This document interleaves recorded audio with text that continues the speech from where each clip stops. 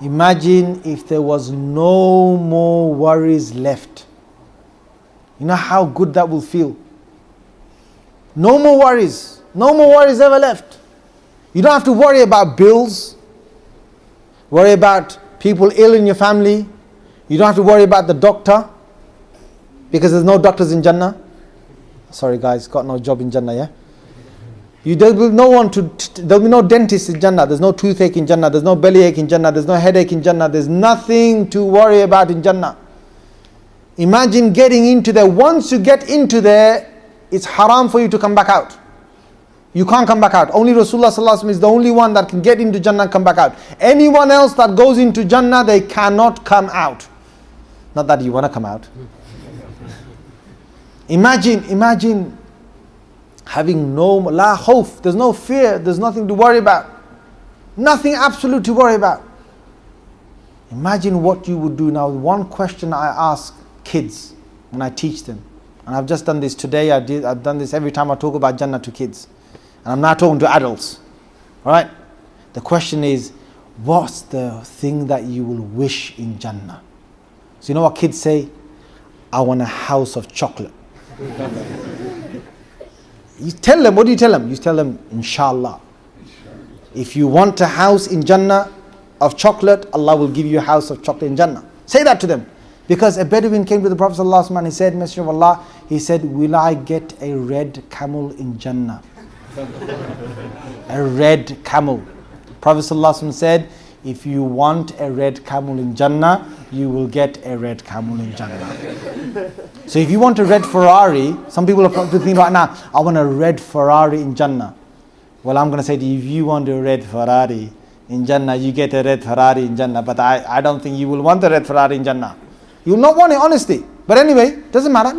You know, imagine, like that Bedouin, his biggest thing was a camel, but a red camel was the fastest camel, it was the best camel you could race along in the desert, and it was the most reliable camel. So he wanted that. And Rasulullah said, you want that, you'll get it. We're going to ask for a red Ferrari, or a red Lamborghini, or whatever you want in Jannah. And the thing is, when you get to Jannah, you're not going to want that. There's going to be things, Rasulullah sallallahu alayhi wa sallam said, مَا لَا عَيْنٌ رَأَتْ, no eye has seen, وَلَا أُذُنٌ سَمِعَتْ, no ear has heard of, وَلَا خَطَرَ عَلَى قَلْبِ بَشَرٍ, no mind has ever thought of. Those are the things in Jannah. But anyway, let's go on, imagine. Doesn't matter, you just imagine. So I ask a kid, what do you want? They say, like if I ask my kid, he says, I want Thomas the Tank Engine. And he wants the whole of the characters in there. So I get them to think a bit more. I said, do you like theme parks? They said, yeah, I like theme parks. You can have the biggest theme park you can ever get. So one of them says to me, he says, yeah, that'd be really fun. I'll basically go on my theme park and I'll go down in a roller coaster, and at the end of it, I'm going to get my friend, make him stand there, and I'm going to basically kick him one. Say, yeah, why? Because no one can get hurt in Jannah, right? So yeah, you can kick him for a joke, yeah? He's going to go flying back, bouncing back, and he's going to come straight back where you are, right? Just imagine, right? You ask him, what do they want? One kid said to me, I want to eat from one end of the day to another end of the day. Son, you can eat. Right? Another one said to me, he said, I want to sleep all day. You want to sleep in Jannah? Go and sleep in Jannah. When you get to Jannah, you don't want to sleep there, right?